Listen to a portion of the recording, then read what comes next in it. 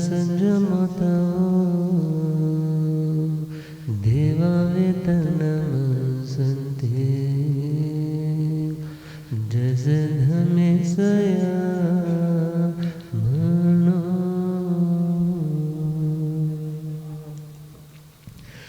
जे हाथ जोड़े गोरानो मेरे वंदना जे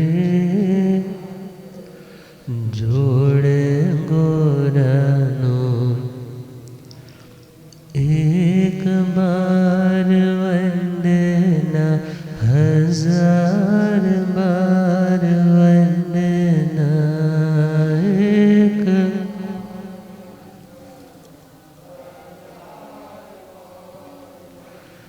लाख बार वंदना करोड़ बार वंदना लाख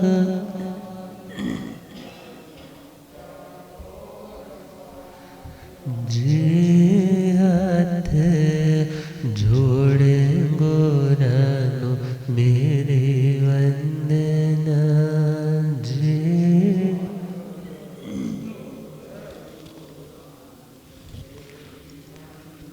डगमग डोले नैया मेरे डग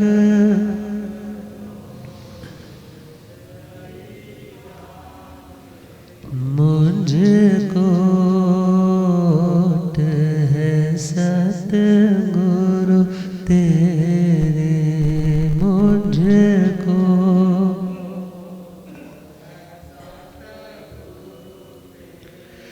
जियसा भवसागर पार लंघना जियसा भवसागर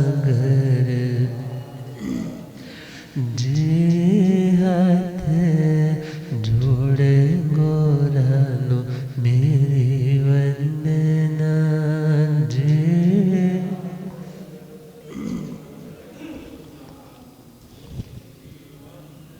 अनंत अनंत शांति के निकेतन शासनपति भगवान महावीर स्वामी के पावन चरणवृंदों में हार्दिक भावना वंदन में मेरे अंधेरे जीवन को रोशनी प्रदान करने वाले परम उपकारी आगम ज्ञान के भंडार आगम ज्ञाता आगम पुरुष जिज्ञासरतन हिमाचल केसरी उपाध्याय भगवंत श्रद्धे गुरुदेव श्री जितेंद्र मुनि जी महाराज साहब के पावन चरण कमलों में हार्दिक भावना वंदन।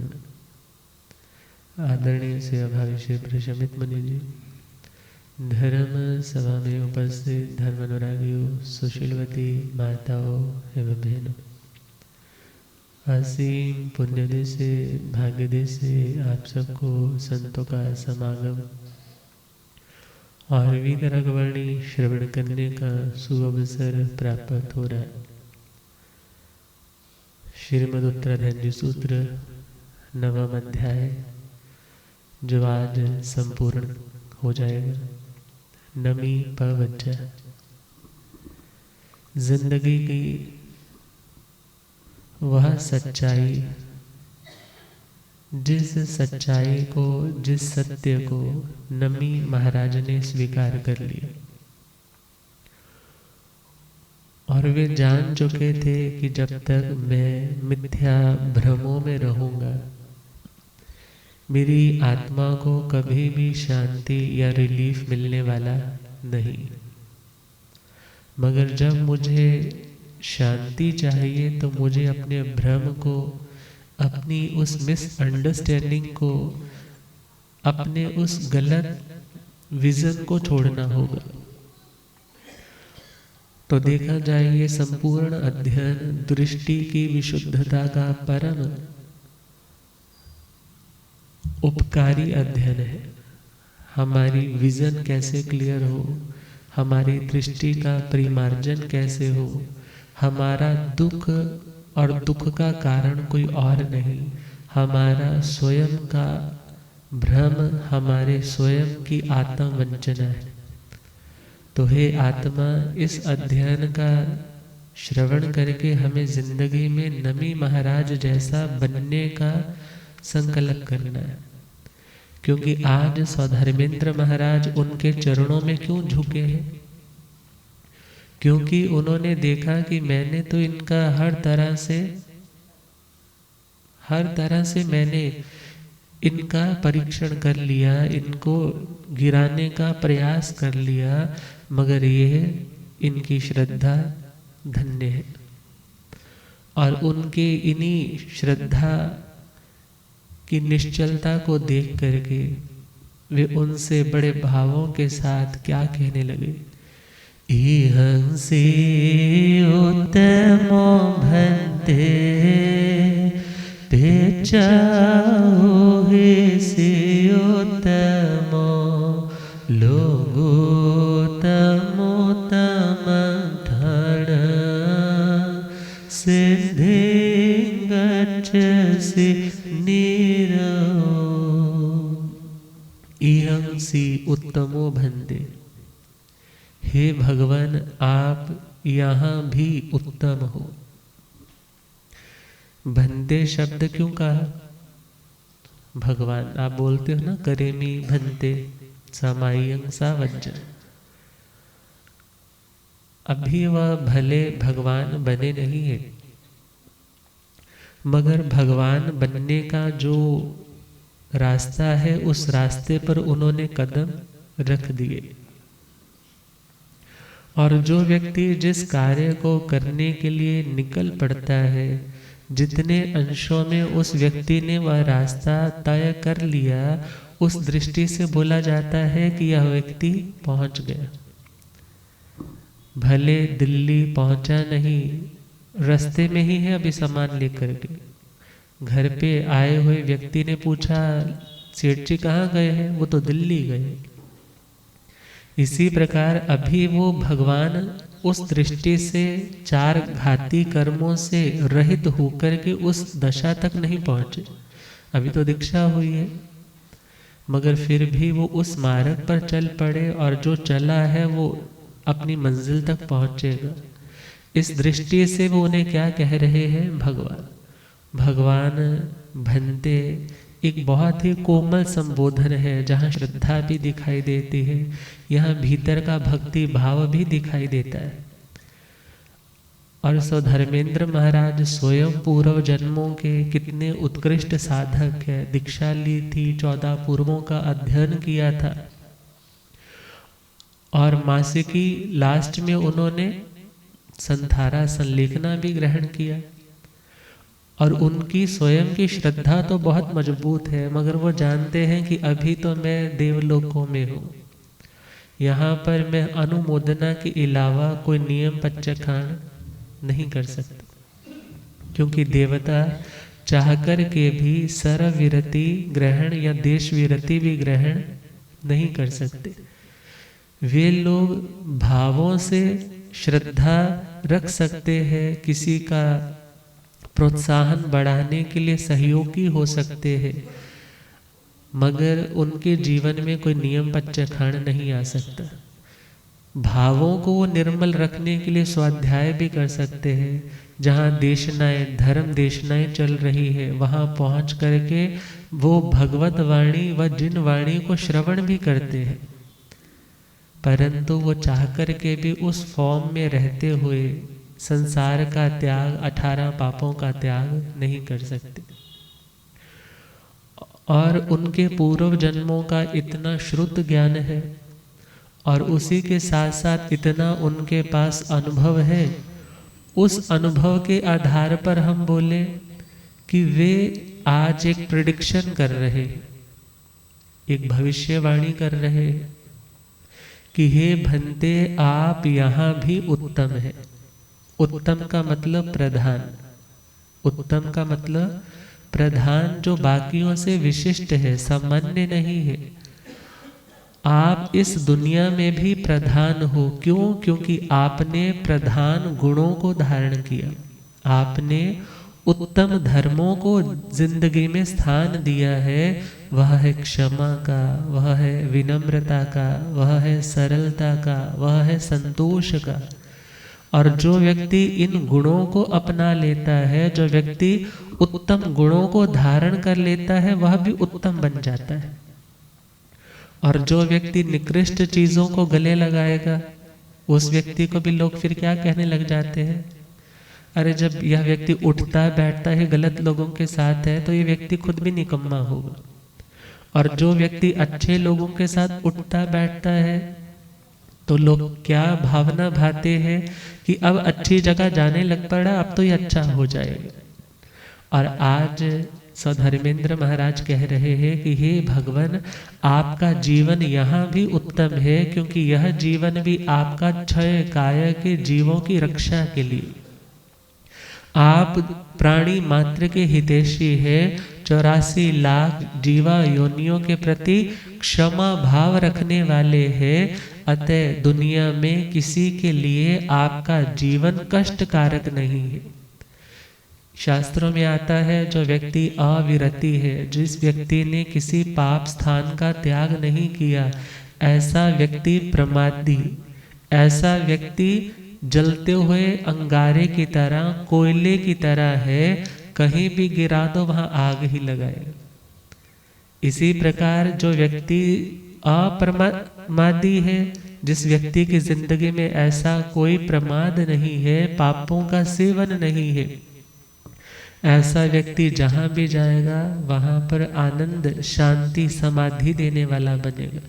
जिन आत्माओं में अशांति पैदा हो रही है, जो अपने स्वभाव से नहीं जुड़ पा रही, जो अभी भी विभाव की धारा में बहक करके खुद को कष्ट का अनुभव कर रही है, ऐसी आत्माओं को भी, तपी हुई आत्माओं को भी वो ठार देती है। कौन?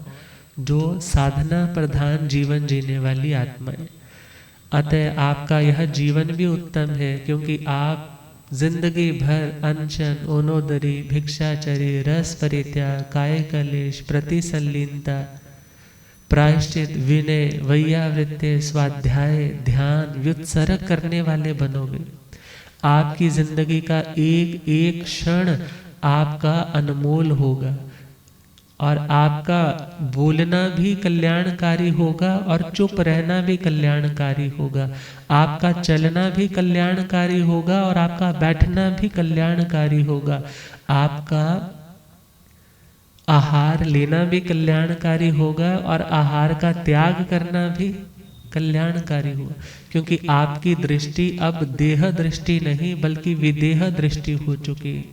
आप कर्म काटने के लिए देह का इस्तेमाल करोगे, कर्म को बांधने के लिए देह का इस्तेमाल नहीं करोगे।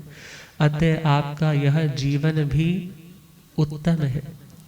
और इस जन्म के बाद पिर्चा हो ही सी उत्तमो प्रीत्य, अर्थात यहाँ से जब आप इस देह का त्याग कर जाओगे, इसके बाद आपके आने वाला जो पर भव है, क्योंकि आत्मा तो नष्ट नहीं होती, इवन मोक्ष जाने के बाद यह नहीं है कि आत्मा नष्ट होगी तो उसका मोक्ष हो गया, बल्कि आत्मा तो सत्य है, चित्त है, आनंद है, उसका अस्तित्व है, इसलिए सत्ता है। दैट्स वाई बोला जाता है सत्य है। चित्त है मीन्स वह चिति संज्ञाने, उसमें चेतना है, उसमें अनुभूति है, वह ज्ञाता और दृष्टा इन दो विशेष गुण धर्मों से युक्त है।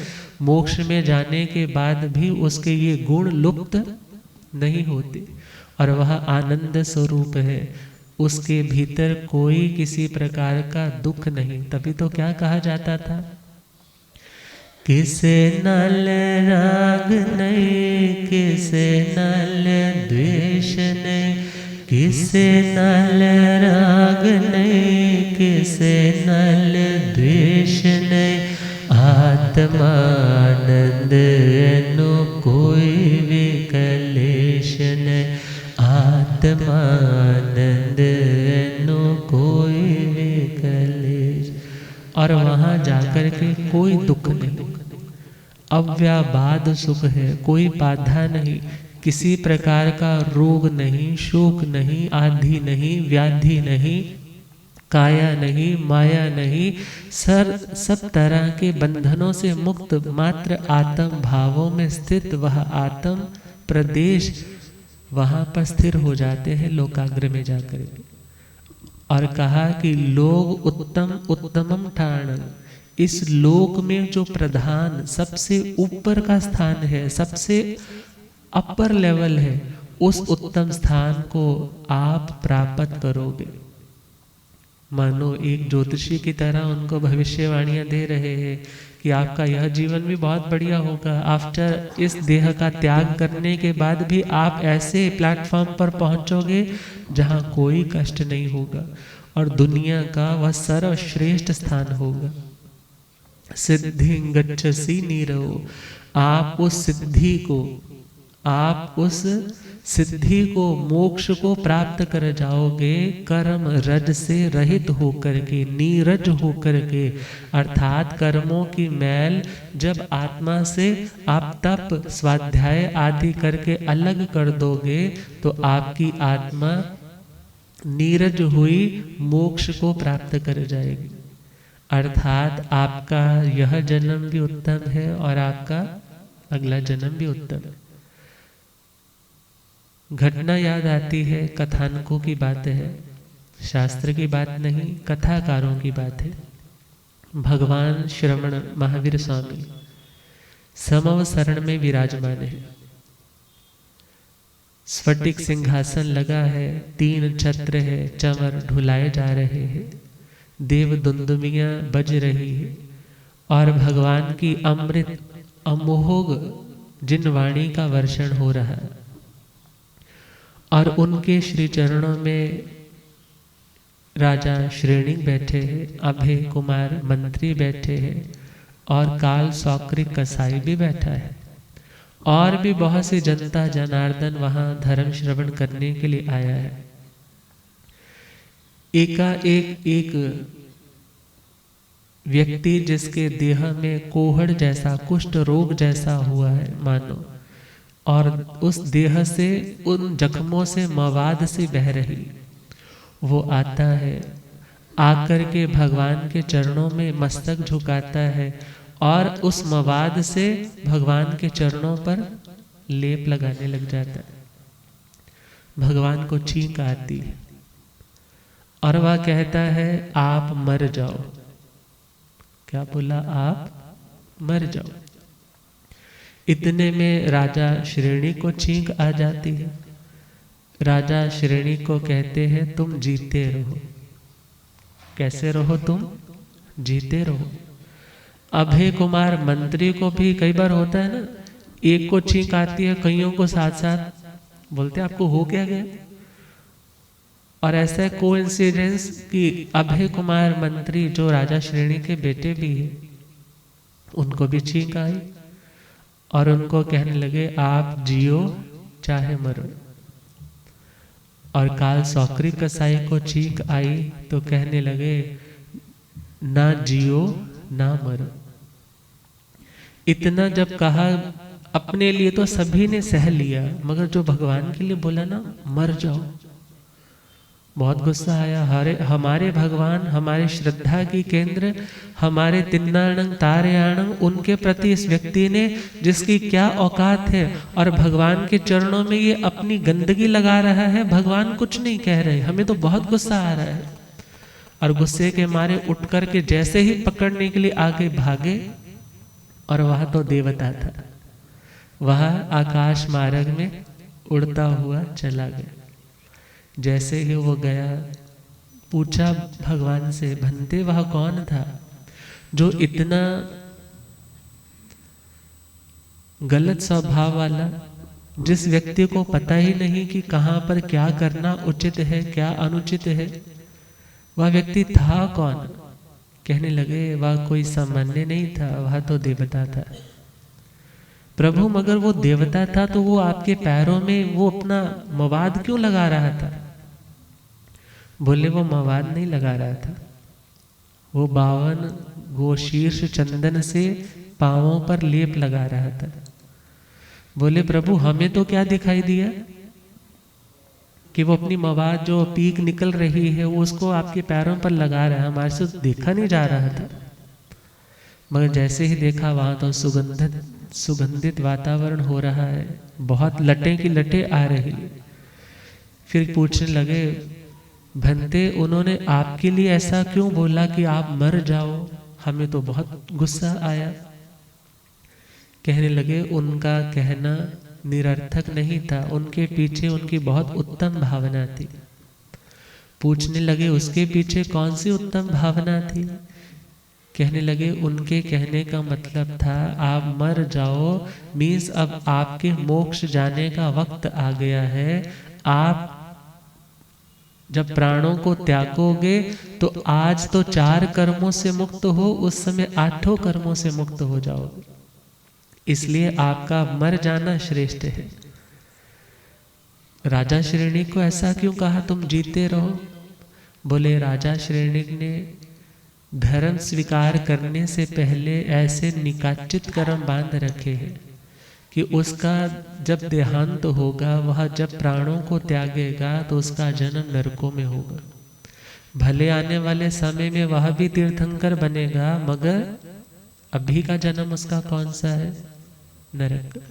अतः उसने बोला कि तुम जीते रहो भाई, अभी जितनी ऐश करनी है ना तुम कर लो, इसके बाद क्या होने वाला है, नरकों का सामना होने वाला है। और अभय कुमार ने पूछा प्रभु मुझे उसने ऐसा क्यों बोला कि तुम जीते रहो या चाहे जियो चाहे मरो।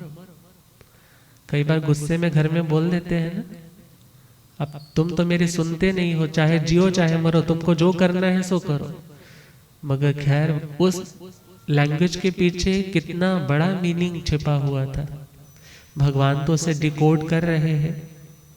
भगवान ने कहा हे अभय तुम्हारा यह जीवन भी उत्तम है, तुम्हारी जिंदगी में साधु जीवन आएगा, और इसके बाद जब तुम प्राण त्यागोगे तुम्हारी अगली गति भी बहुत शुभ गति है। इसलिए तुम्हारे हाथों में तो दोनों हाथों में लड्डू है, भले इस हाथ से खाओ भले तुम उस हाथ से खाओ। और काल सौक्रिक कसाई के लिए क्या बोला था, ना जियो ना मरो। अर्थात यहाँ रहोगे तो प्रतिदिन कितने भैंसों को तुम यमलोक की यात्रा करवाओगे, कितने निरीह प्राणियों का खून नदियों की भांति बहेगा और वह चिल्लाएंगे करुण क्रंदन करेंगे, मगर उन्हें बचाने वाला कोई नहीं होगा। तुम्हारा जीना भी क्या है, अभिशाप है, और मरने के बाद भी तुम कहाँ जाने वाले हो, नरकों में। अर्थात तुम्हारा यह जीवन भी बुरा है और आने वाला जीवन भी बुरा है। अतः तेरे जैसा व्यक्ति ना जिए तो अच्छा और ना मरे तो अच्छा। और यहाँ पर भी तो कुछ वैसी ही बात हो रही है। स्वधर्मेंद्र महाराज उन्हें क्या कह रहे हैं कि आप इस लोक में भी उत्तम है और आने वाले भविष्य में भी आप उत्तम बनोगे। अब एक प्रश्न आ जाता है, अरे वो क्या केवल ज्ञानी थे, क्या केवल ज्ञानी थे तो भी बताया होगा ना, क्योंकि केवल ज्ञानी के अलावा इतनी बातें कौन बता सकता है कि आपका अगला जन्म नहीं होगा, आप सीधा मोक्ष में जाओगे। तो यहाँ पर ध्यान देने की बात है, 2 बातें हो सकती है। पहला तो वेरी सिंपल, क्योंकि स्वधर्मेंद्र महाराज है, धर्म के प्रति पूर्व जन्मों का अनुराग है, तीर्थंकर भगवंतों के देशनाओं में जाते होंगे, उन्होंने पूछा होगा वो दीक्षा लेने जा रहा है उसका वैराग्य कैसा और उसका भावी जीवन कैसा, और भगवान ने बताया होगा यह तो चरम शरीरी है, प्रत्येक बुद्ध है, सारे कर्म काट करके कहाँ जाएंगे, मोक्ष में जाएंगे। पहली बात यह भी हो सकती है। और दूसरी बात, पूर्व जन्म का श्रुत ज्ञान बहुत है, 14 पूर्व पढ़ रखे हैं, और जिनके पास इतना श्रुत ज्ञान है और श्रुत ज्ञान में सारा हिसाब किताब लक्षण शास्त्र इत्यादि भी आ जाते हैं, यह हो तो ऐसा क्या होगा, ये सिम्टम्स दिखाई देते हैं तो उस व्यक्ति के आगे भविष्य में क्या होने वाला है। अर्थात मति ज्ञान के आधार पर श्रुत ज्ञान की विशिष्टता के कारण वे जान सकते हैं कि यह आगे कहाँ जाए। और उसके साथ साथ इंद्र है तो उनके पास तो अवधि ज्ञान भी है, और वे उन आयुष्य कर्म के पुद्गलों के अकॉर्डिंग भी कुछ देख पा रहे हैं कि अब तो इनके पास इतने हैं, कंज्यूम हो जाएंगे, इसके बाद ये नया बोझ उठाएंगे नहीं। मगर उससे भी ज़्यादा जो हमें इजी लग रहा है वह तो है कि तीर्थंकर भगवंतों से उन्होंने उसका आंसर लिया होगा। और दूसरा, जब हम किसी व्यक्ति के किन्हीं अच्छे लक्षणों को देखते हैं तो सहज ही मुंह से निकल जाता है कि तुम्हारा तो भविष्य बहुत उज्जवल है। और सौधर्मेंद्र महाराज ने तो दुनिया देखी है, जन्मों जन्मों के वो साधक है, और उन्हें नमी महाराज के वैराग्य को देख करके खुद ही लग रहा है कि यह अब सारे कर्मों को क्षय करने वाले ऐसे महामुनीश्वर बनेंगे कि इनका शाश्वत स्थान मोक्ष में होगा। एवं भीत तोड़ंतो राय से उत्तमाय सधाय पहाहिण करे तो पूर्णो पूर्णो वंदय सको। एवं अभिधूणंतो, इस प्रकार सौधर्मेंद्र महाराज नमी महाराज की अभिस्तुति करते। अभिस्तुति का मतलब है उन्हें अभिमुख रख करके, अर्थात उन्हें सामने रख करके उनकी स्तुति। स्तुति का मतलब उनकी भक्ति भावों से भरी हुई भजनावली, मानो स्तुतियां श्लोक गा रहे हैं, स्तोत्र पाठ उनके लिए बोल रहे हैं, क्योंकि पूर्व जन्मों का तो ज्ञान भी बहुत है, उसी टाइम बना करके बोल भी रहे हो तो कौन सी बड़ी बात है। और भजनों के माध्यम से संगीत लहरियां स्वतः ही फूटने लग जाती है, और उन्हें देख करके मानो आज भक्ति का ज्वार उमड़ रहा है। और वह ज्वार भी कैसा कि बस आज इतनी वंदना करो, इतनी वंदना करो कि मैं वंदना करता जाऊं और थकूं नहीं। मेरे जन्मों जन्मों के वह नीच गोत्र के कर्म क्षय हो जाए और मैं अगले जन्मों में कैसा बन जाऊं, जाति से उत्तम, कुल से उत्तम, बल से उत्तम, रूप से उत्तम, तप से उत्तम, श्रुत से उत्तम, ऐश्वर्य से उत्तम, लाभ से उत्तम बन जाओ। क्योंकि वंदना से तो कितने लाभ मिल जाते हैं, और बड़े भावों के साथ वंदना कर रहे हैं उस राज ऋषि को। और उत्तमाय श्रद्धाए, और श्रद्धा का भाव भी कैसा है, दिखाने वाला नहीं है जैसे कि वो देख रहा है ना अब तो मैं अच्छे से मत्था टेक लूं, वो नहीं देख रहा कोई तो कोई बात नहीं है, फॉर्मल से ऐसे कर लिया तो भी चलेगा। बल्कि भीतर से बहुत श्रद्धा का भाव है, भीतर से बहुत उनके प्रति गहरी आस्था जागृत हो चुकी है, और सोच रहे हैं जो मैं अभी इस जन्म में नहीं कर सकता ये कर रहे हैं, इनको धन्य है। ये अनासक्त जीवन जीने के लिए महायोगी बनकर के घर से निकले हैं, इनको धन्य है। पयाहीणं करेन्तु, उनकी प्रदक्षिणा करते। क्या करते हैं, तिकुतों का पाठ आता है ना, आयाहीणं पियाहीणं, अर्थात दाहिने ओर से लेकर के, जैसे चक्की चलती है, पुराना टाइम होता था, आजकल तो शायद किसी के घर में हो, गांव में छोटे छोटे कस्बों में भी आजकल ग्राइंडर आ गए, मिक्सी आ गई, या पैकिंग वाला ही सारा अनाज चलता है, पिसा पसाया। तो चक्की जैसे चलती है, जैसे क्लॉक चलती है, और इसी प्रकार उन्होंने उनकी प्रदक्षिणा ली।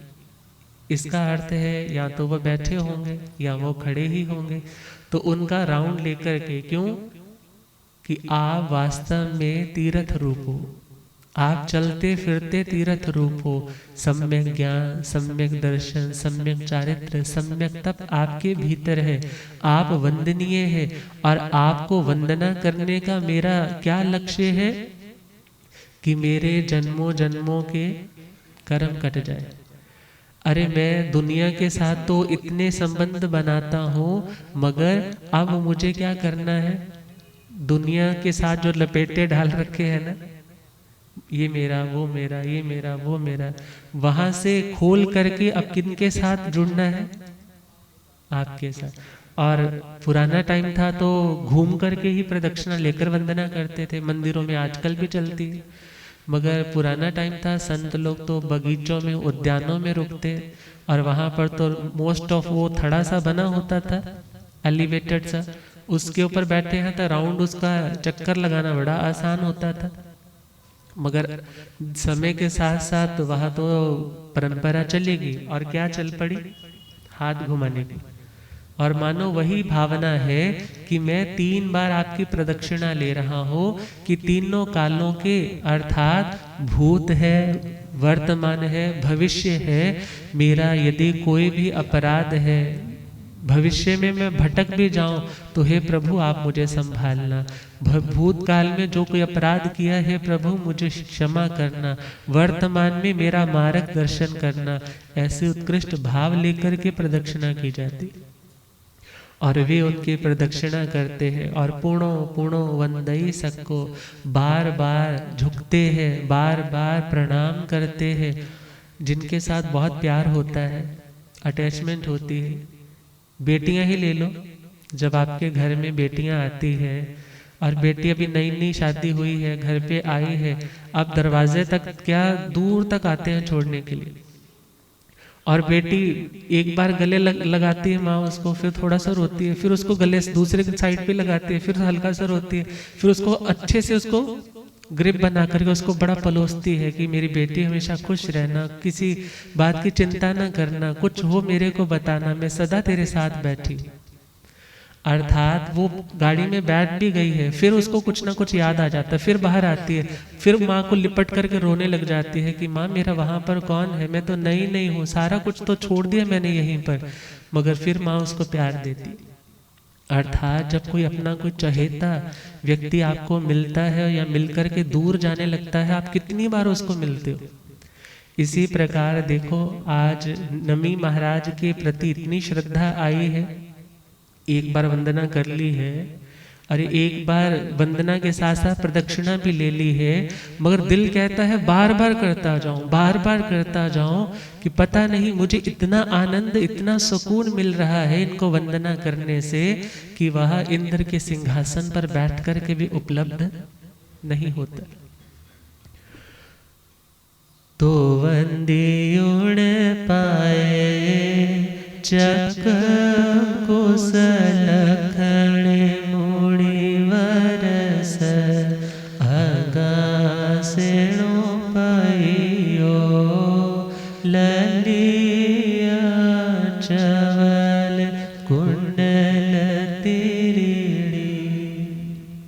बार बार उनके चरणों में वंदना, बार बार झुकते हैं, बार बार उनको निहारते हैं और हृदय से कहते हैं धन्य है आपका जीवन, धन्य है आपका वैराग्य, धन्य है माता मदन रेखा जिन्होंने आपको जन्म दिया, धन्य है आपकी साधना, आप जिस मार्ग पर बढ़ रहे हो आपको जरूर सफलता मिलेगी।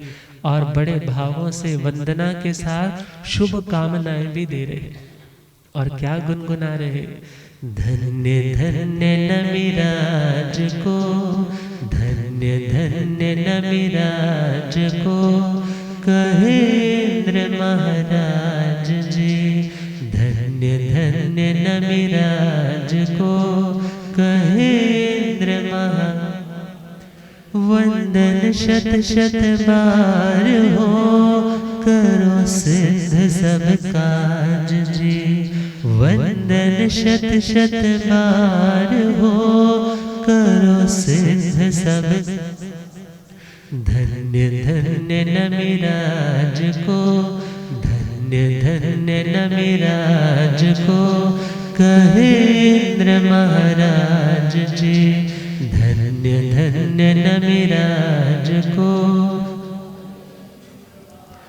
उत्तम श्रद्धा भाव से राज ऋषि को नमन करे, उत्तम श्रद्धा भाव से राज ऋषि को नमन करे, लेकर के प्रदक्षिणा इंद्र मात चरण धरे, लेकर के प्रदक्षिणा इंद्र मात चरण धरे, श्रद्धा के महावेग से श्रद्धा के महावेग से गाए मन के साज जी। धन्य धन्य नमिराज को कहे इंद्र महाराज जी। धन्य धन्य नमिराज को।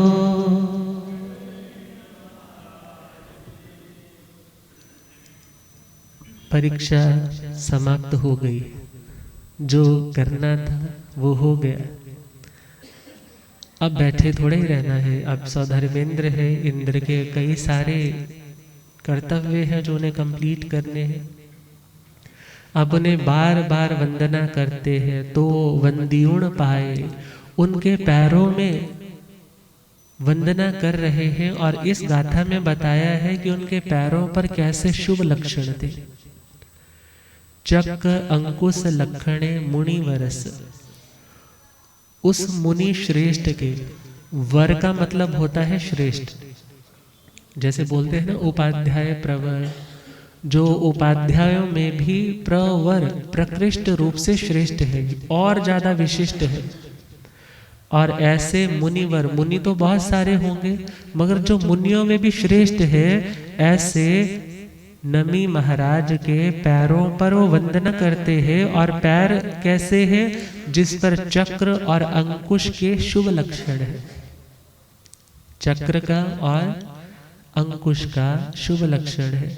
यहाँ पर दो तरह की इंटरप्रिटेशन हो रही है।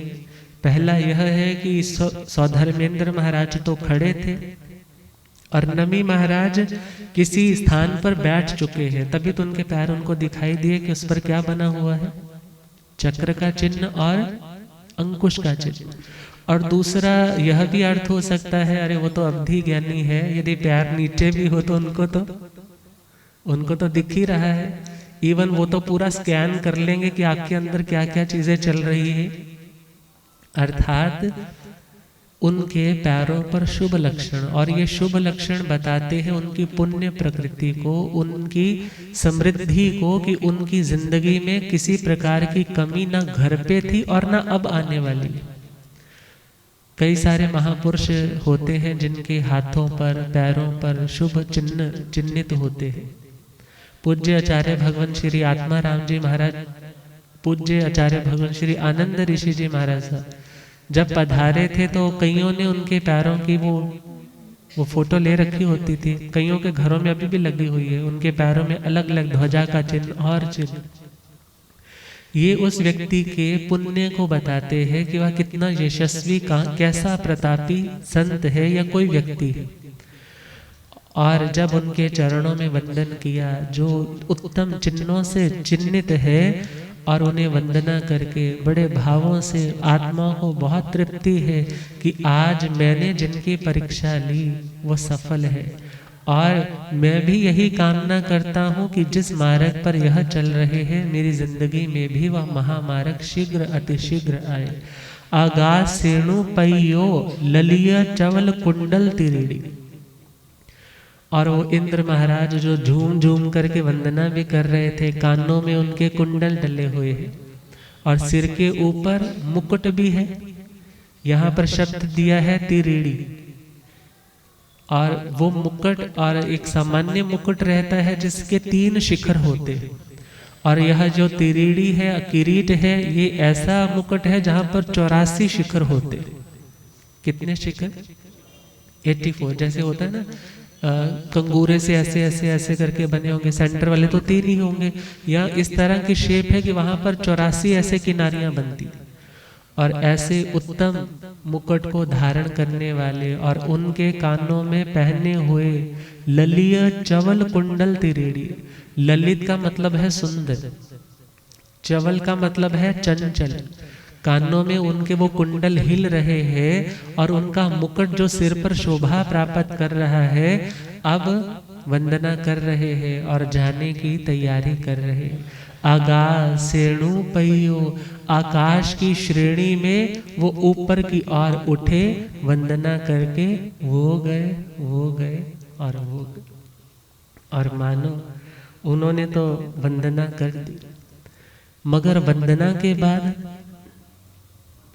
कोई सामान्य संत सोच सकता है ना, आज तो मेरे यहाँ MP आया था, आज तो प्राइम मिनिस्टर मुझे वंदना करने आया था, आज तो राष्ट्रपति घर पे आया था, जिस स्थानक आया था वंदना करके गया है।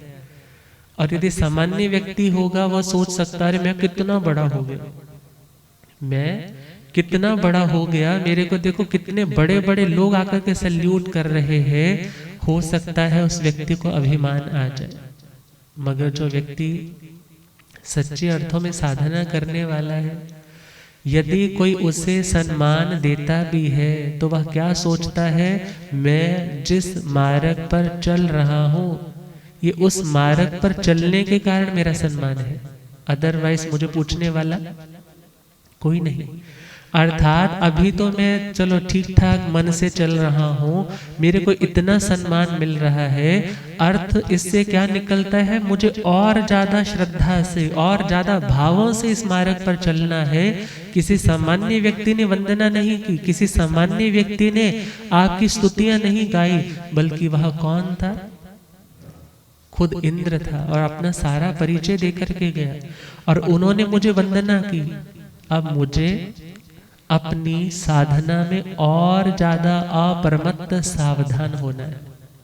और क्या कहा, नमी नमया पण सख सकेण चोइयो जयुण गेह वैदेही सामने पजुवटियो।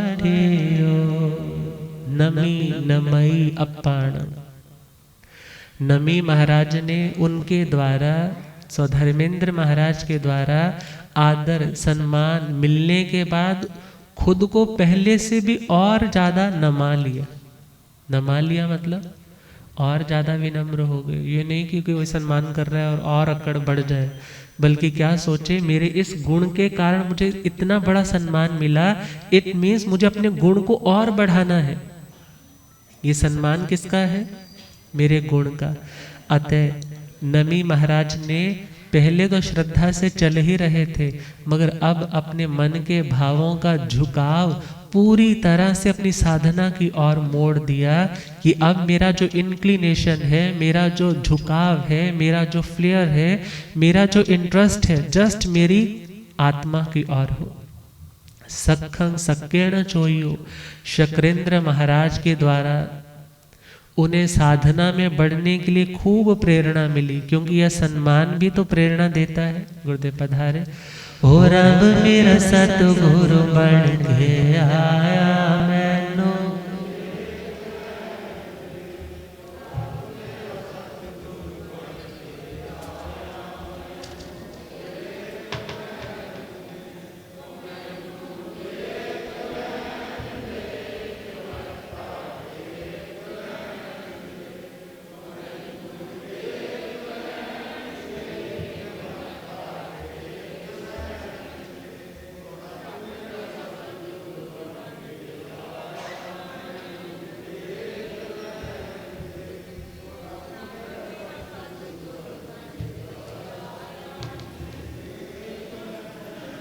चिट्टा चोला मुखते पटे हंसा वाले चलनों के, चिट्टा चोला मुखते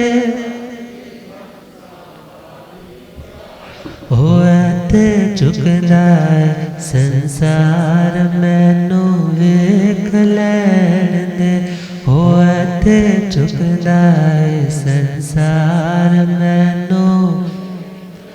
ओ रब मेरा सतगुरु बन के आया मैनू, ओ पौंदे पौंदे पानी देंदा सूके, बूटे हरे कर देंदा पौंदे।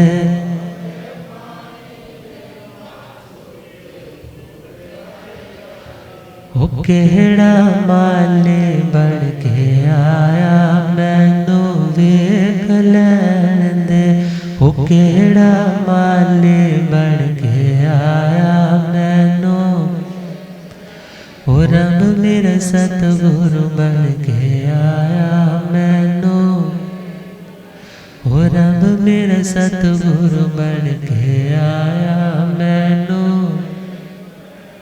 बुलियागम ज्ञाता आगम प्रचीन शास्त्रधन हिमाचल केसरी उपाध्याय भगवंत श्रद्धे गुरुदेव श्री जितेंद्र मुनि जी महाराज की जय।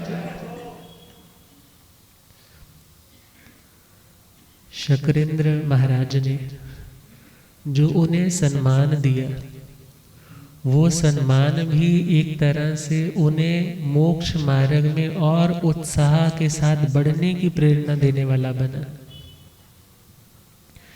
डिपेंड करता है व्यक्ति व्यक्ति पे। किसी को सम्मान अधिक मिल जाए वो संभाल नहीं पाता, उसमें अकड़ बढ़ जाती है। किसी को ढंग से बुलाता ही नहीं है वो, और लोग फिर क्या कहते हैं, तू किसी और से ना हारेगा, तुझको तेरा गरूर मारेगा। तू किसी और से ना हारेगा, तुझको तेरा गरूर मारेगा। बस जरा और इंतजार कर, सब्र जीतेगा और जुर्म हारेगा। तुझको यह दस्तार जिसने बख्शी है, दस्तार इस पगड़ी, ये इज्जत, तुझको यह दस्तार जिसने बख्शी है, तेरा सर भी वही उतारेगा। अरे दुनिया के लोग यदि चढ़ा सकते हैं ना, तो ये दुनिया किसी की नहीं। अतः हे आत्मा, तुम सही डायरेक्शन में बढ़ रहे हो, डोंट वरी। लोग गलत भी बोलते हैं तो भी डोंट वरी, मगर हाँ, यदि तुम सही रास्ते पर नहीं गलत रास्ते पर हो तो तुम्हें सुधारने की आवश्यकता है। अतः यदि किसी हल्के प्रकृति के व्यक्ति को अधिक सम्मान मिल जाता है और वह संभाल नहीं पाता, उसका अभिमान और बढ़ सकता है। मगर जो लोग श्रेष्ठ है, उत्तम है, ऐसे व्यक्ति को यदि सम्मान मिलता है तो वह और डबल मेहनत से, डबल भावों के साथ और उस प्रोजेक्ट को कंप्लीट करने के लिए आगे मेहनत करते हैं कि अरे देखो, वो हमारी इतनी रिस्पेक्ट करते हैं, हमारी इतनी केयर करते हैं, हमारा इतना रिगार्ड करते हैं, अब हमें अपने काम में देरी नहीं करनी चाहिए। और नमी महाराज, जो इंद्र महाराज के द्वारा पॉजिटिव वे में तो प्रेरणा बाद में मिली है, पहले कौन सी प्रेरणा मिल रही थी? पहले तो नेगेटिव वे में बोल रहे थे, अरे वो मिथिला जल रही है, लोग रो रहे हैं, तुम साधु बन रहे हो, तुम्हारे बच्चे छोटे होंगे, कल को किसी ने अटैक कर दिया तो तुम अभी गोपुर, अट्टालिकाएं, खाई इत्यादि बनाओ, शतघ्नी, टैंक आदि मंगवा करके रखो, फिर साधु बन जाना। अपने भंडार को बढ़ाओ, फिर साधु बन जाना। जो लोग झुकते नहीं है पहले उनको झुकाओ, फिर उसके बाद साधु बन जाना। कितनी बातें रखी थी, और ये बातें उनको दुनिया की प्रेरणा देने वाली थी, धर्म की प्रेरणा देने वाली। और दूसरा अर्थ हो सकता है कि दुनिया की प्रेरणा मिलने के बावजूद भी नमी महाराज का जो झुकाव था, जो इंक्लिनेशन था, वह मोक्ष मार्ग की ओर ही रहा। बल्कि उन्होंने अपने उन भावों को, अपने उस झुकाव को और ज्यादा बढ़ा लिया कि मुझे तो यही मार्ग फॉलो करना। चयुण गेहं वैदेही, विदेही अर्थात विदेह में जन्म लेने वाले, विदेह मिथिला को बोला जाता है, और उस विदेह में राज करने वाले वैदेही, और उस वैदेही मिथिला के सम्राट, उस मिथिला के राजा, उस संपूर्ण मिथिला के स्वामी, अब उस मिथिला को छोड़ करके साधु बनने जा रहे। तो तब हमने क्या लिखा था? नमी छोड़ कर चले हैं, नमी छोड़ कर मिथिला की राजधानी, जो है पराया उसमें खोए क्यों जिंदगानी, जो है पराया उसमें खोए क्यों। जब आत्मा में ज्योति सद्ज्ञान की हो जागे, तब भोग रोग लगते बने आत्मा वैरागी,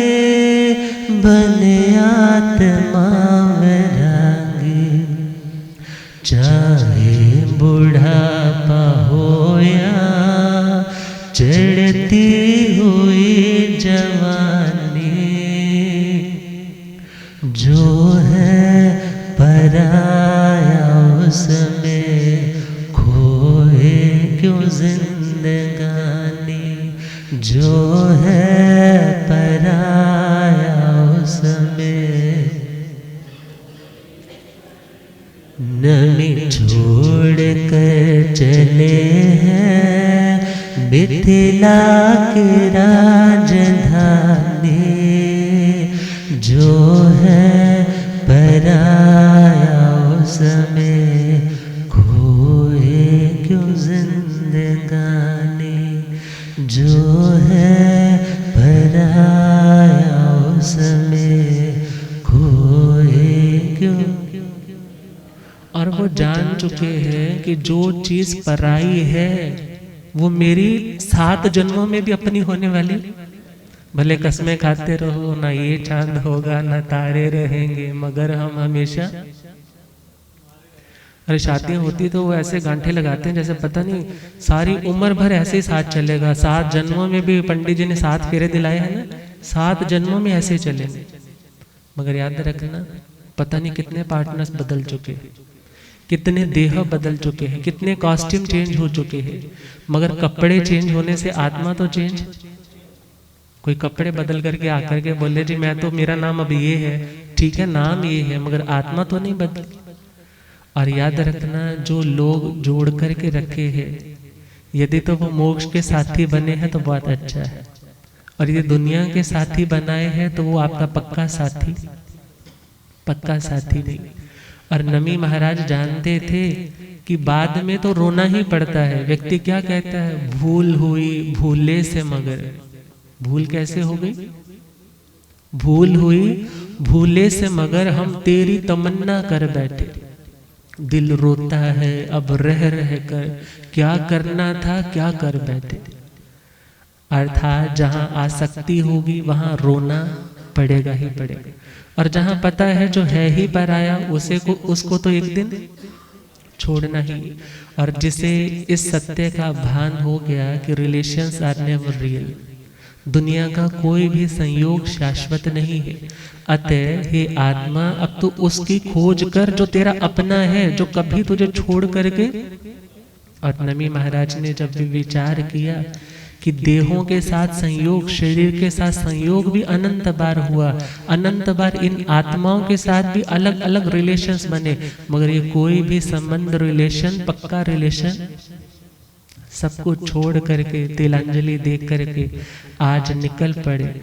और चयुण गेहंग वही देही सामन्य पज्जु वट्ठियो, और वह विदेह में रहने वाले मिथिला के राजकुमार विदेही बनने के लिए, विदेह में, विदेह मतलब वो शहर का, राजधानी का नाम मिथिला विदेह बोला जाता, और वहां रहने वाली वो आत्मा अब विदेही बनने के लिए, विदेही मतलब देह से मुक्त बनने के लिए श्रमण पर्याय में उपस्थित हो गई, अर्थात प्रव्रज्या दीक्षा अंगीकार कर।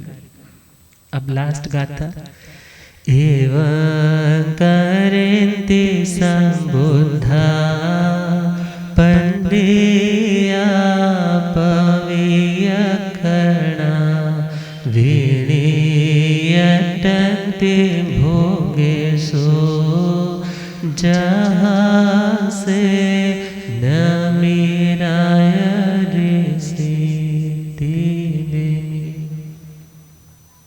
एवं करेन्ति संबुद्धा, एवं इसी प्रकार करेन्ति करते हैं संबुद्धा, जिनकी आत्मा सम्यक बोध को प्राप्त कर चुकी है, मीन्स जिनकी आत्मा एनलाइटेंड हो चुकी है, वो भी उसी प्रकार करती है जैसा नमी महाराज ने किया।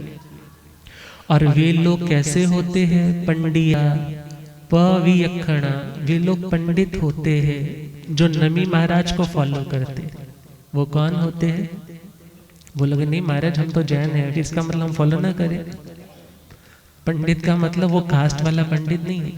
पंडित का मतलब पंडा विचक्षणा तत्व विवेचनी बुद्धिर यस्य सा पंडित, अर्थात जिस व्यक्ति के पास तत्वों को जानने की बुद्धि पैदा हो चुकी है, जो जान चुका है देह अलग है और आत्मा अलग है, जो व्यक्ति इस भेद विज्ञान को जान चुका है, नव तत्वों का ज्ञाता बन चुका है, षड द्रव्यों का ज्ञाता बन चुका है और आत्मा के स्वरूप को जान चुका है, ऐसा पंडित और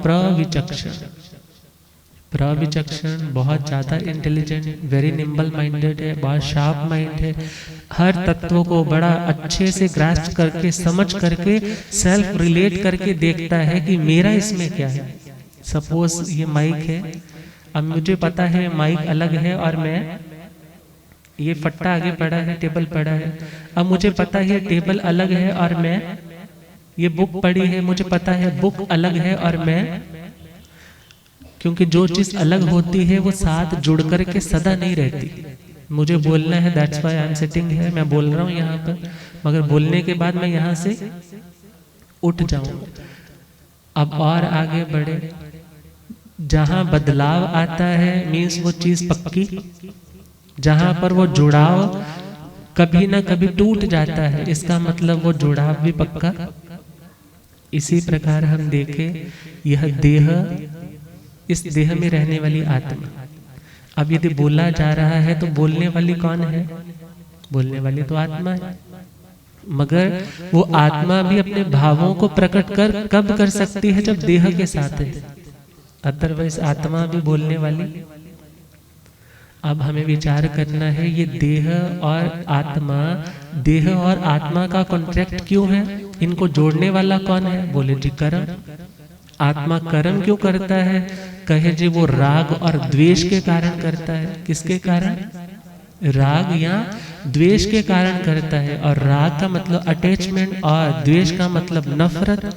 जिससे बहुत मोहब्बत है उस व्यक्ति की आप कमी नहीं देखोगे, उसको हमेशा आप प्रोटेक्ट करोगे, और जिससे नफरत है उसकी अच्छाई नहीं देखोगे, उसको हमेशा आप ब्लेम करोगे। कर्म बंधने शुरू हो गए, और कर्म के कारण व्यक्ति को कर्म काटने के लिए जन्म धारण करना पड़ता है, और जो जन्म लेता है उसे फिर मरना पड़ता है। मगर जो इनसे ऊपर उठने वाली आत्मा है उन्हें प्रविचक्षण कहा जाता है। और ऐसी आत्माएं विनियट्टन्ति भोगेषु, वे भोगों से विनिर्वर्तत, अर्थात उन भोगों में आज तक तो बहुत मन लगा था, आज तक तो आत्मा वहीं प्रेजेंट रहना चाहती थी। यदि वहां सपोज उस जगह पे प्रेजेंट नहीं भी है तो दिल में, दिमाग में उनको प्रेजेंट रखता था, उन्हें जीवित रखता था, बार बार उनको रिकॉल करता रहता था। मगर आज पता चला क्षणमित्त सुखा बहुकाल दुखा। दुनिया के जितने भी अच्छे अनुकूल लगने वाले प्रसंग है वो आत्मा की बुद्धि को मंद बनाने वाले, थोड़ी देर का सुख और लंबे काल का दुख देने वाले। और जो आत्माएं सत्य को जान जाती है फिर वे उसी प्रकार करती है जहाँ से नमी राय ऋषि, जैसे नमी राज ऋषि ने किया। ती बेमी, इस प्रकार आचार्य श्री सुधर्मा स्वामी जी महाराज आर्य श्री जम्बू स्वामी जी महाराज से कहते हैं, मैंने जैसा श्रवण भगवान महावीर स्वामी से श्रवण किया, बाग तो उनका है मगर उस बाग में से जो जो फूल मैंने उठा करके तुझे सुपर्द किए हैं ना, तुम्हें सौंपे भी है, इन फूलों का मालिक मैं नहीं हूँ। कौन थे? भगवान महावीर स्वामी। और उन्होंने जो फरमाया वो मैंने तेरी झोली में डाला है, मैंने तुझे सुनाया है, अपनी ओर से कुछ भी सुनाया नहीं। इस प्रकार ये नमी पवज्जा 9वां अध्ययन आज संपूर्ण हो रहा है। धन्य धन्य नमिराज को, धन्य धन्य नमिराज को, कहे इंद्र महाराज जी, धन्य धन्य नमिराज को। वंदन शत शत बार हो, करो सिद्ध सब काज जी। वंदन शत शत बार हो, करो सिद्ध सब। धन्य धन्य नमिराज को, धन्य धन्य नमिराज को, कहे इंद्र महा। इंद्र चले निज धाम जी, सफल हुआ शुभ काम जी। इंद्र चले निज धाम जी, सफल हुआ निज। नमिराज की साधना पूर्ण है निष्काम जी। नमिराज की साधना पूर्ण है निष्काम। विदेही बनने चले, विदेही बनने चले, मिथिला के महाराज जी। धन्य धन्य नमिराज को, धन्य धन्य कहे इंद्र महाराज जी। धन्य धन्य नमिराज को, कहे इंद्र महाराज। और हम देखिए, ये अध्ययन सुनाने का मेरा तो पहला ही मौका है। विराग काल में थे तो किसी संतों के दर्शन करने जाते ना, तो वो एक छोटी सी बुक देते, कहते नंदी सूत्र का स्वाध्याय करना, ये नमी पवज्जा पढ़ते रहना। सोचते थे हाँ ठीक है पढ़ेंगे पढ़ेंगे, जैसे आजकल मोस्ट ऑफ यंगस्टर बोलते हैं ना, हाँ देखेंगे पढ़ेंगे पढ़ेंगे। और फिर पढ़ाई में पढ़ गए तो सोचते थे हाँ अध्ययन तो कर लिया, चलो देखेंगे। इसमें वो लाइन बार बार आती है, वो कारण चोरी, वो समझ में नहीं आता था पहले। तो पहले सोच पड़ती थी क्या लिखा हुआ है, एक ही बात की रेपिटेशन है। मगर बाद में पता चला कि हर बार की वो लाइन सेम है, मगर हर बार का अर्थ अलग है। और इस बार यदि सुनाने का अवसर मिला तो गुरुदेव की कृपा, तपस्वी गुरुदेव पहले ही कह देते हैं इस बार ये अध्ययन सुनाना, और गुरुदेव बोल देते हैं कि इस बार इतने टाइम में ये सुनाना। और गुरुदेव से जब कुछ कमी रहती है कि ये समझ में नहीं आ रहा, तो हमारे पास तो इंसाइक्लोपीडिया है, कुछ भी करेक्ट करना है, कुछ भी काउंटर चेक करना है, पहुंच जाओ गुरुजी के पास, गुरुजी इसका कैसे है। और जो कुछ भी सुनाया है सब गुरुदेव की कृपा है। और रानिया की पावन भूमि है, हमारे आचार्य भगवान की जन्म भूमि है, हमारे प्रशमित मुनि जी यहाँ के हैं। और देखा जाए इस चौमास की मेरे लिए तो ये उपलब्धि रही कि मुझे पहली बार ही अंतकृत दशांगी सुनाने का मौका मिल गया, और उत्तराधन सूत्र भी सुनाने का मौका। और नमी पवज्जा के लिए तो गुरुदेव की असीम कृपा रही। बहुत बार तो जस्ट भजन अभी तैयार नहीं हो रहा था, होता है ना गेस्ट तो आ रहे हैं अभी तो नाश्ता तैयार नहीं हुआ, तो कई बार हो जाता था कि बन जाए, जल्दी से बन जाए तभी तो परोसेंगे आगे। तो कृपा होती रहती थी कि लिखते जाओ लिखते जाओ। तो आज ये कंप्लीट हो रहा है। धन्य धन्य नमिराज को, धन्य धन्य नमिराज को, कहे इंद्र महाराज जी। वंदन शत शत बार हो, करो सिद्ध सब काज जी। वंदन शत शत बार हो, करो सिद्ध सब। धन्य धन्य नमिराज को, धन्य धन्य नमि कहे इंद्र महाराज। उपाध्याय गुरुदेव की कृपा परम पार है। उपाध्याय गुरुदेव की कृपा परम। हुआ ज्ञान प्रभास जो गुरुवर का उपकार है। हुआ ज्ञान प्रभास जो गुरुवर का उपकार। रानिया के चौमास में, रानिया के सफल हुआ यह काज जी। रानिया के चौमास में सफल हुआ यह। धन्य धन्य नमिराज को, कहे इंद्र महाराज जी।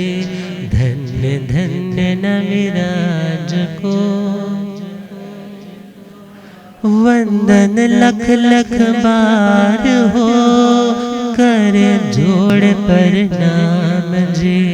वंदन लख लख बार हो श्रमणों के सरताज जी। धन्य धन्य नमिराज को, धन्य धन्य नमिराज कहे इंद्र महाराज जी। धन्य धन्य नमिराज को। अब ये अध्ययन तो हो गया कंप्लीट। चौमासा भी कल शाम को हो गया कंप्लीट।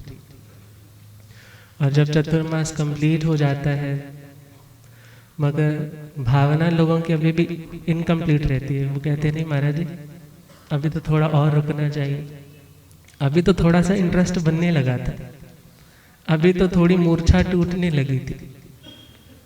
मगर बार बार सुनते रहने से कभी वो दिन भी आएगा जब नमी महाराज की तरह प्रेरणा कोई नहीं देगा, कोई नहीं आकर के जगाएगा, कोई आकर के नहीं बोलेगा आओ समाई करो, कथा में क्यों नहीं आते, इतने दिन हो गए दिखाई नहीं देते, कोई नहीं बोलेगा।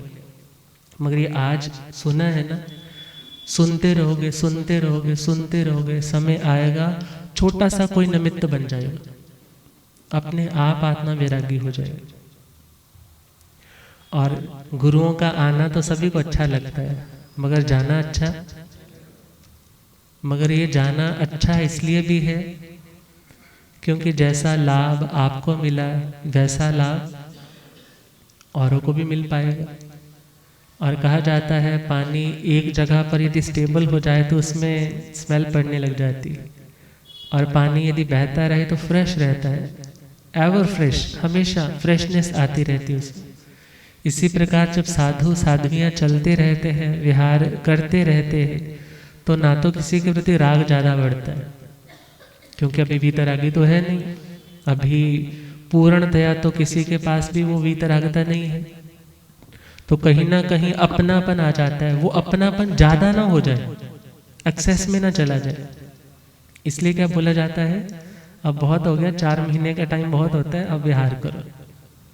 और सपोज कभी किसी से नहीं बनी और उस व्यक्ति को आपके कारण परेशानी है, तो भी क्या बोले चलो 4 महीने की बात है, इसके बाद यहाँ से चले जाएंगे, भाई तो खपी हो ना मेरे कारण। मगर एनीवेज यहाँ तो ऐसा कोई प्रसंग नहीं, और कभी ऐसा हुआ भी नहीं और आगे भी नहीं कभी होगा, क्योंकि गुरुदेव के ऐसे संस्कार हैं और गुरुदेव की ऐसी कृपा है। और सभी ने बहुत शांति से, बड़े अपनेपन से, बड़ी श्रद्धा के भावों के साथ पूरे चौमासे को सफल बनाया। और गुरुदेव बहुत बार कहा करते हैं जो अच्छे दिन होते हैं ना बीतते पता नहीं चलता, और जो बुरे दिन होते हैं वो पल पल की खबर रहती है, बीत रहा है, अभी तक खत्म नहीं हो रहा, अभी तक खत्म नहीं हो रहा। मगर ये दिन कब आए थे और कब जब प्रवेश हुआ था, तो साहिल कह रहा था कि महाराज जी मुझे विश्वास नहीं हो रहा आपका चौमासा यहाँ हो गया। और बहुत से यहाँ बच्चे यंग आते थे, दूर दूर तक आते थे, बड़े बुजुर्ग तो आते ही आते थे, उनकी अपनी एक टीम होती थी कि शाम को आए, रात को आए और रात को ही निकल जाते थे। और कहते हमें विश्वास ही नहीं हो रहा कि आपका चौमासा कहाँ हो गया। एक बहन कह रही थी आप पिछली बार आए थे ना, सिर्फ 1 रात रुके थे और 1 प्रवचन हुआ था, तो मैं सोचती थी कभी इनका चौमासा भी होगा। तो खैर वो भावनाएं, चौमासा आया भी, शुरू भी हुआ और चौमासा खत्म भी हो गया। और रानिया की बेटियों ने आकर के भी खूब रौनक लगाई, तपस्या की बोलियां उठाई, और जितने रिश्तेदार थे ये था कि हमारे परिवार का चतुर्मास है। और आने वालों की सेवा में भी कोई कमी नहीं थी। प्रधान जी बहुत बार पूछते थे महाराज जी पता तो महीने बाद लगता है जब लोग कुछ ना कुछ आगे कुछ बोलते हैं। मैंने बोला जब हुआ ही सब बढ़िया है तो वहाँ बोलने वाला। और हाँ दूसरी बात है, जिसकी प्रकृति ही कुछ ऐसी हो उसके बारे में कभी चिंता नहीं करनी चाहिए। और गुरुदेवों की असीम कृपा रही और बड़ा शांति पूर्वक उत्तम स्वास्थ्य के साथ, समाधि भावों के साथ, और यह चतुर्मास बहुत सुंदर तरीके से कंप्लीट हुआ। और भावना तो सबकी यही रहती है कि गुरुजी ना जाएं, गुरुजी ना जाएं। वह गुरुजी बोला करते हैं जाएंगे तो जाएंगे नहीं तो फिर और लोगों के मन की क्या भावना होती है कि गुरुजी चले जाएंगे, अब हमारा क्या होगा। आपको जो जो भी बताया है, जो जो समझाया है, अब तो रिकॉर्ड में है आपके पास, बार बार सुनते रहो। कुछ संशय संदेह हो नोट कर लो, जब दर्शन के लिए निकल रहे हो, आ रहे हो तो जाकर पूछ लो। मगर फिर भी हृदय क्या कहता है भक्तों का, ओ सतगुरु तारण हारे ने, सतगुरु तारण हारे, साडे कोलो बिछड़ चले लोके रोंदे सारे ने, साडे कोलो बिछड़ चले लोके रोंदे सारे। ओ सतगुरु जिथे जिथे जांदे ने, सतगुरु पापियां पुरुषानो राह धर्म दे पौंदे ने, पापियां पुरुषानो राह धर्म दे, ओ नित धर्म सुनाया नित, त्वाडीस नगरी नो ऐना स्वर्ग बनाया, रानिया नगरी नो ऐना स्वर्ग बन।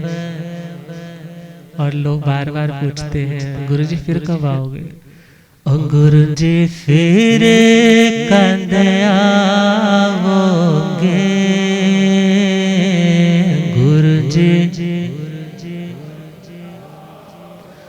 अपनिया संगतानो मुड़ दर्शन दिखाओगे,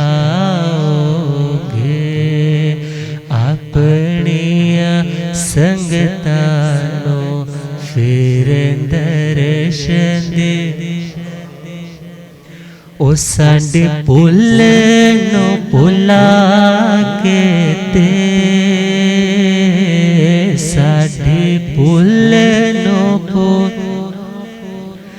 दर्शन देओ सतगुर फिर इत्थे आके ते, दर्शन देओ सतगुर फिर इत्थे। संतों ने तो यही कहना होता है, आपने बहुत सेवा की, आपने बहुत सेवा की, मगर सामने वाले क्या कहते हैं, महाराज हमें तो सेवा करनी नहीं आती। क्या बोलते हैं, हमें तो सेवा, इतने महीने सेवा करते रहे, फिर लास्ट में भी क्या बोलते हैं, हमें सेवा। और क्या लिखा है आगे, बारी विच छज कोई ना, बारी विच छज कोई, गुरु जी सानू माफ करियो, सानू सेवा दा छज कोई ना, गुरु जी सानू माफ करियो, सानू सेवा दा। मैं कल तक भी यही बोल रहा था, अभी तक नहीं लग रहा कि आज क्या है, अभी भी नहीं लग रहा कि आज क्या है। अब पता नहीं किसी को लग रहा है या नहीं लग रहा है, क्योंकि गुरुओं का सानिध्य ही ऐसा होता है कि महसूस ही नहीं होता, मगर अंदर से मन क्या कहता है, ओ सतगुरु तारण हारे ने, सतगुरु तार साडे कोलो बिछड़ चले लोकी रोंदे सारे ने, साडे कोलो बिछड़ चले लोकी रो कोई कहता है महाराज जी मेरे से ना सामने रोया नहीं जाता, मैं इसलिए आ ही नहीं सकूंगा, और उन लोगों की क्या भावना होती है कि हे गुरुदेव, हम तो यही चाहते हैं कि बस हम आपको आते आते तो देखें, मगर आपको जाते जाते ना देखें। और क्या लिखा लास्ट में, कुंज ठंडी ठंडी छाहों में,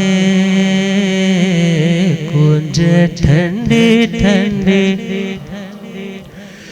जदों गुरुदेव चलन, ओंदों बदला दी छाहों में, जदों गुरुदेव चलन, ओंदों बदला दी। और हर गृहस्थी की भावना रहती है कि हम हैं, हम जो खाते हैं पहले हम किसको बहराएं। अरे हम गुरु जी के विहार हो जाएंगे, पता नहीं उनको टाइम पे ये चीज़ मिलेगी नहीं मिलेगी, पता नहीं उनको गोचरी में ये चीज़ उपलब्ध होगी नहीं होगी। जब एक ग्रास भी खाने लगेंगे ना तो मन क्या कहेगा, आज यहाँ होते तो घर पे आते, आज हम पहले उनके पात्रे में डालते फिर हम खाते। मगर जो दस्तूर है, जो आना है और जाना है, उसे तो जाना ही पड़ेगा। बारी विच किले कोई ना, बारी विच किले, अखां कोलो रोण वाले तो, अखां वलों रोण वाले तो, अज रोवे तां दिल कोई ना, अखां कोलो रोण वाले तो, अज रोवे तां दिल कोई। मगर जब आने के समय खुशी के आंसू होते हैं तो जाते टाइम थोड़े थोड़े तो आंसू फ्रेश हो जाता है मन में, माइंड नहीं करना चाहिए, क्योंकि आना और जाना। और बड़ा आनंद से रहा, घर में भी कोई 10 दिन के लिए मेहमान आता है ना तो व्यक्ति क्या सोचता है, अरे बस बहुत अच्छे से निकल रहा है, कोई प्रॉब्लम नहीं कर रहा है, हर तरह से बहुत अच्छी ट्रेनिंग चल रही है। और जैसे वो एक व्यक्ति भी घर से जाता है ना, क्या लगता है घर बिल्कुल खाली हो। मगर जाना है अब जाना पड़ेगा, जाना है अब, रीति को तो निभाना पड़ेगा, रीति को तो जाना पड़ेगा, अब जाना पड़ेगा, जाना पड़ेगा अब, रीति को तो निभाना पड़ेगा, रीति को तो निभाना। वीर प्रभु की अमृत वाणी, वीर प्रभु की अमृत, साधु बहता निर्मल पानी, साधु बहता निर्मल, ममता को तो घटाना पड़ेगा, ममता को तो घटाना पड़ेगा, जाना है अब जाना पड़ेगा, जाना है अब। सद्गुरु आगम ज्ञान सुनाया, सद्गुरु आगम सम्यक ज्ञान का दीप जलाया, सम्यक ज्ञान का सीखा जो उसे तो दोहराना पड़ेगा, सीखा जो उसे तो दोहराना पड़ेगा, जाना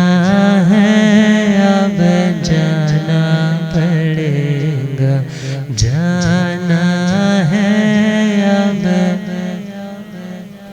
आने की खुशियाँ होती है, आने की खुशियाँ हो, जाने का कुछ गम होता है, जाने का कुछ।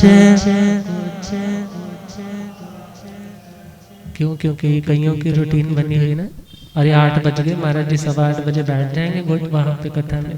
अरे अब दर्शन करने का टाइम हो गया। अरे तेरे को दिन भर टाइम नहीं लगा, तो रात को दर्शन करा, समाइक करा।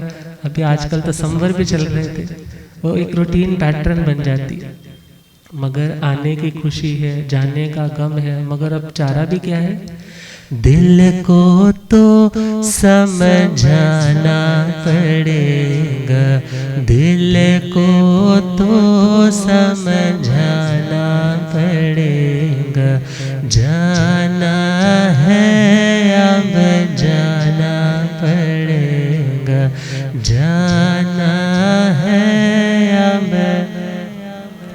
जाना पड़ेगा, अब जाना पड़ेगा, जाना पड़ेगा, अब जाना पड़ेगा, रीति को तो निभाना पड़ेगा, रीति को तो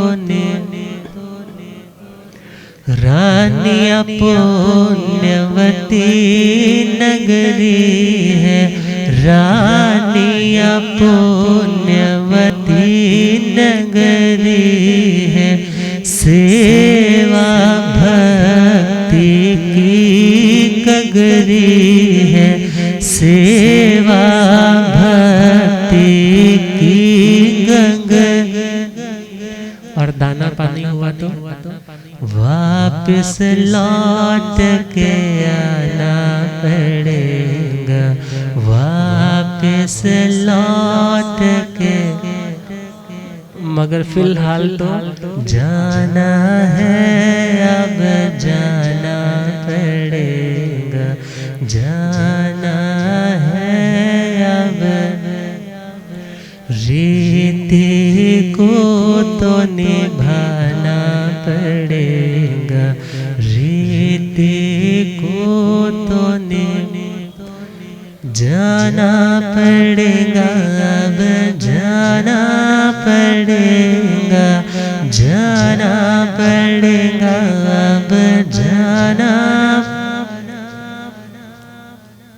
जिन्होंने बोलियां उठा उठा करके हमेशा हौसला बढ़ाया, महाराज जी कोई बात नहीं, आप बोली लगाओ।